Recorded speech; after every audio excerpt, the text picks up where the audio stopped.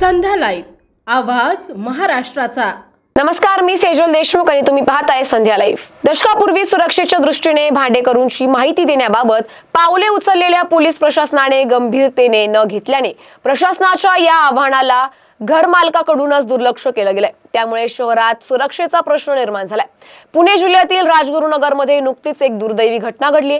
या घटनेतील गुन्हेगार हा परप्रांतीय नागरिक असल्याने परप्रांतीयांचा मुद्दा पुन्हा ऐरणीवर आल्याने पोलिसांनी भाडेकरूच्या माहितीबाबत पुन्हा एकदा कारवाईचा इशारा दिलाय। खेड तालुक्यातील औद्योगिकरणामुळे राजगुरुनगर चाकण परिसरात रोजगाराच्या संधी मोठ्या प्रमाणात उपलब्ध झाल्या। कारखानदारी पासून बांधकाम क्षेत्रात तसेच हातगाडीवरील खाद्यपदार्थ विक्रीच्या ठिकाणी या परप्रांतीयांचा समूह मोठ्या प्रमाणात दिसू लागला।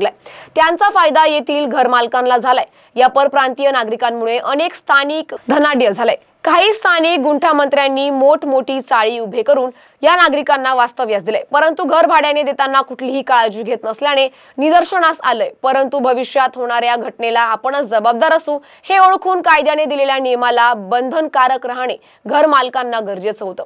मात्र केवळ भाड्यापोटी विचारपूस न करता बिनधास्तपणे घरे भाड्याने देऊ, भविष्यात याचा नाहक त्रास आपल्याला सहन करावा लागेल याची काळजी घेतली गेली नाही, असे अनेक प्रकरण घडले आणि घडतायत। दक्षता घेत नसल्याने या नागरिकांमधून काहींनी अनेक गैरकृत्य करून येथील पोराबा केलाय। वर त्याचा शोध घेणे पोलिसांनाही जिगरेचे झाले। त्याकरिता कायद्याने 2010 मध्ये भाडेकरूंना घर साधनिका दुकाने देताना त्यांची ओळखपत्र, मूळ पत्ता, मोबाईल नंबर घेऊन संबंधित पोलीस चौकीला कळवणं घर मालकांना अनिवार्य केलं होतं, जेणेकरून भविष्यात आपली सुरक्षितता व पोलिसांना त्या संबंधी खबर असणे सोयीने होईल। परंतु घर मालकाकडून या नियमाची पायमल्ली होताना दिसली।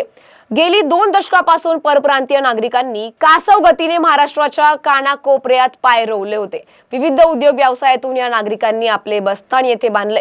पुणे जिल्ह्यातील ग्रामीण भागात देखील हीच अवस्था पाहाव्यास मिळते। या भागात मजुरीपासून मोठ्या उद्योग व्यवसायापर्यंत हे नागरिक कार्यरत असून विविध कलेत माहिर असलेल्या या नागरिकांची येथील जनतेला मोठी गरज असल्याने त्यांना मोठा रोजगार मिळू लागलाय। त्यामुळे या नागरिकांनी एक करता आपले नातेवाईक, सगळे सोयरे, मित्रमंडळींना बोलावून आपली संख्या वाढवली। त्यासाठी त्यांनी भाडेपोटी सांगेल ती किंमत मोजून एका रूम मध्ये 5 ते 10 जण वास्तव्यास असताना दिसतात। परंतु हे होत असताना स्थानिक घरमालक कोणतेही दक्षता घेत नसल्याने पोलिसांकडून आता नोंदणीसाठी वाट न पाहता कारवाई करणार असल्याचं सांगताय। त्या घटनेने शहरातील सुरक्षेबाबत अनेक मान्यवरांचे सुझाव पुढे आले।